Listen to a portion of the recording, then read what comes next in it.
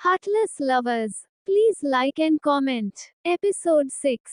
Ivan ने दिया को देखा और बोला, क्या कर रही हो चुहिया? ऐसा बोलकर ईमान हंसने लगा। जिया नहीं जब ईमान की बात सुनी तो उसने ईमान जो जवाब दिया, मेरा नाम दिया है, चुहिया नहीं। और तुम ये क्यों आए हो? मुझे अभी किसी से बात नहीं करनी। जिया की बात सुनकर इवान गुस्से में बोला, मैं भी यहाँ तुम्हारे बातें सुनते नहीं आया हूँ, खाना लेकर आया हूँ, चुपचाप खा लो। इस पर जिया बोली, मुझे भूख नहीं, खाना है खाना, मुझे बस घर जाना है। जिया की बात सुनकर इवान बोला, एक बात कान खोलकर सुन लो, तुम यहाँ से कभी वापस नहीं जा सकती। और रही बात खान की, तो वह तुम्हें खाना होगा प्यार से या जबरदस्ती से, इसलिए प्यार से कह रहा हूँ, खा लो वरना।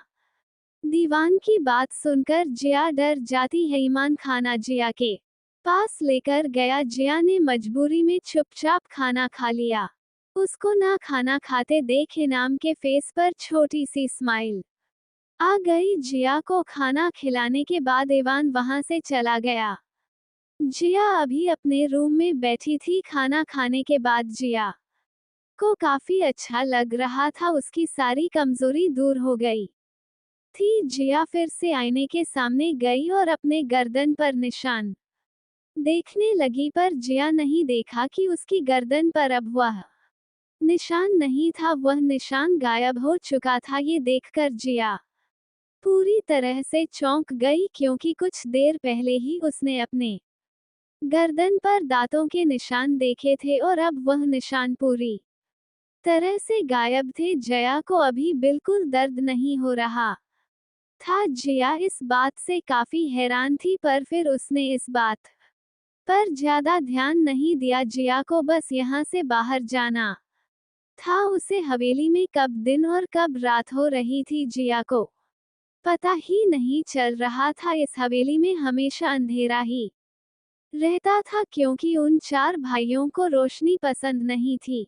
जिया को अब नींद आने लगी थी। जिया वापस बेड पर गई और लेट गई। थोड़ी देर में उसको नींद आ गई। यहाँ दूसरी तरफ ईमान जिया के रूम से निकाला और किचन में जाकर प्लेट रखकर एक रूम की तरफ बढ़ गया। ईवान जिस रूम में गया, उसे रूम का नजारा कुछ अलग ही था। वह जगह किसी लैब जैसी थी। वहाँ बहुत सारे केमिकल रखे हुए थे, वहाँ पर अलग अलग दवाइयाँ रखी थी और एक जगह विहान कुछ काम कर रहा था। जब वहाँ गया तो विहान ने उससे पूछा, उसने खाना खा लिया? इसका जवाब देते हुए ईमान बोला, हाँ खा लिया। विहान ने पूछा, उसे खाने में वो दवाई मिलाई थी? हाँ मिला दी थी। ईवान बोला, अच्छा है, अब उसे दवाई से उसकी तकलीफ नहीं होगी। विहान बोला, इस पर ईमान ने कहा, पर हम उसके बारे में इतना क्यों सोच रही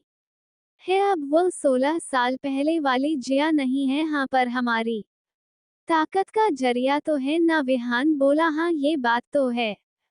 ईमान बोला, और फिर वो वही विहान के साथ काम करने लगा। ईवान और विहान को लिप में काम करना बहुत पसंद था। वह दोनों अलग अलग दवाइयाँ बनाते थे। उसे हवेली के बाहर एक बहुत बड़ा गार्डन था, पर वहाँ सिर्फ ब्लैक रोज ही लगे थे। ये गार्डन आह्वान ने बनाया था। उसको यह फूल बहुत पसंद थे। बस पर उसे गार्डन में एक अलग खूबसूरती थी। यह जगह उन चारों भाइयों की मनपसंद जगह थी, खास करके आह्वान को। आह्वान इस वक्त इस गार्डन में खड़ा था और इन फूलों को देख रहा था।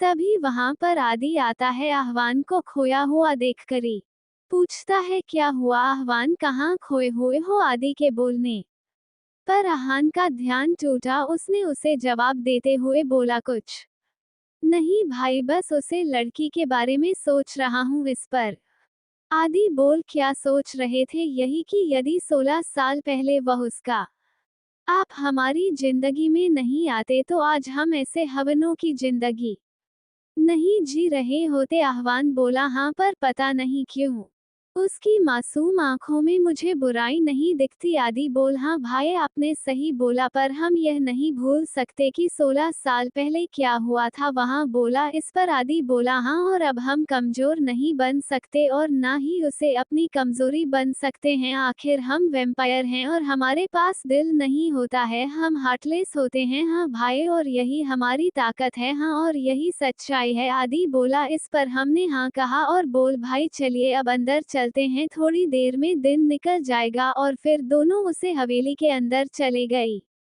भाग 7।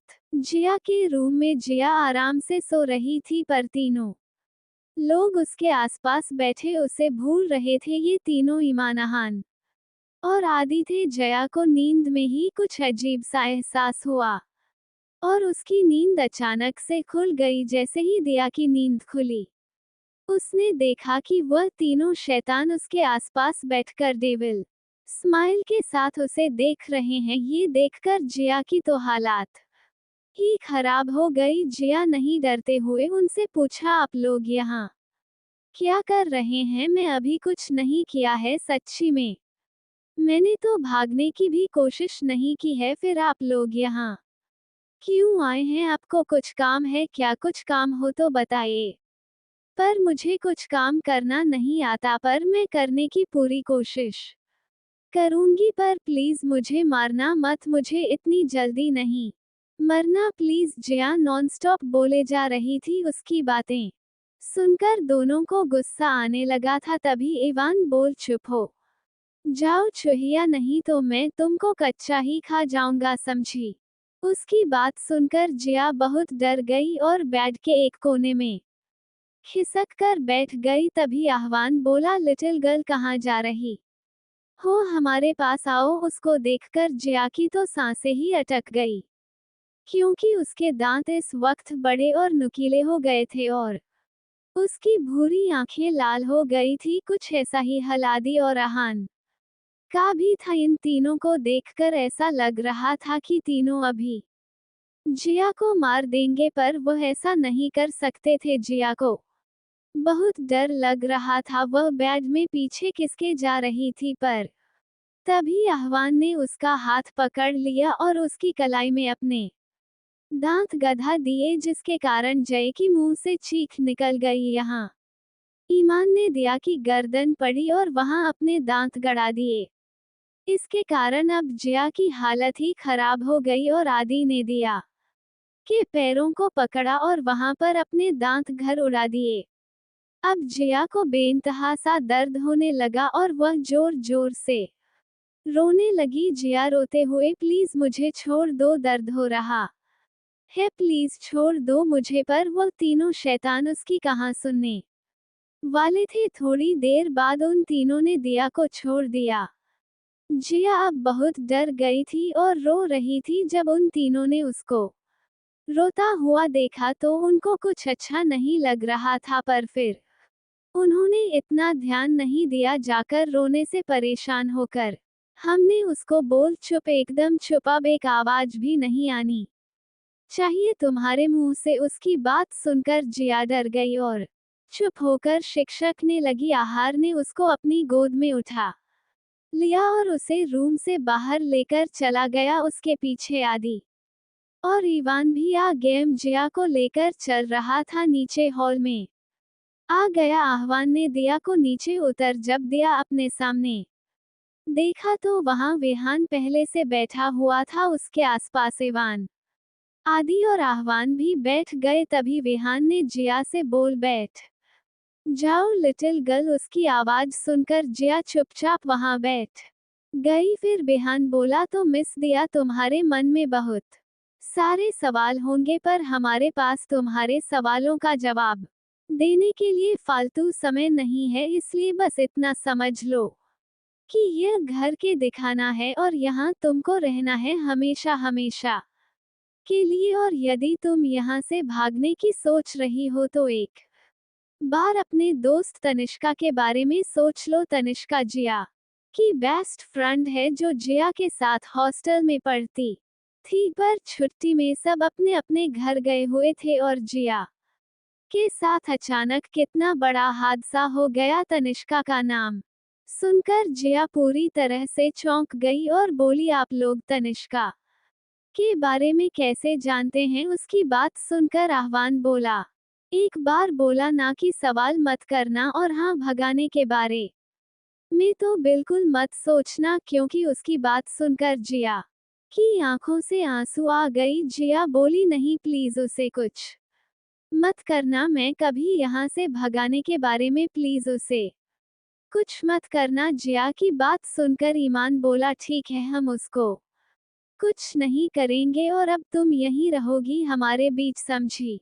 और हाँ, अपना छोटा सा मुंह कम ही चलना। उसकी बात सुनकर जिया ने हाँ में गर्दन हिला दी। फिर विहान बोला, तुम इस घर में घूम सकती हो, बाहर गार्डन में भी, पर तुम में गेट के बाहर नहीं जा सकती। उसकी बात सुनकर जिया थोड़ी राहत मिली, नहीं तो उसे लगा था कि उसको उसे कमरे में कैद रहना पड़ेगा। फिर विहान वहां से उठकर चला गया और उसके पीछे आहन आदि और इनाम भी चल गई। जिया अकेले वहां बैठी थी, उसकी आंखों में आंसू थे। उसने अपने मन में कहा, मम्मी पापा आप लोग मुझे छोड़कर कहाँ चले गए? सब मुझे छोड़कर चले जाते हैं। मैं कितनी अनलकी हूँ, कोई मेरा अपना नहीं है इस दुनिया में। सब बुरे हैं, बहुत बुरे हैं। इतना बोलते हुए जिया की आंखों से आंसू गिरने लगे। थोड़ी देर देने के बाद जिया का मन हल्का हो गया। फिर जिया उठी। अब उसे हवेली को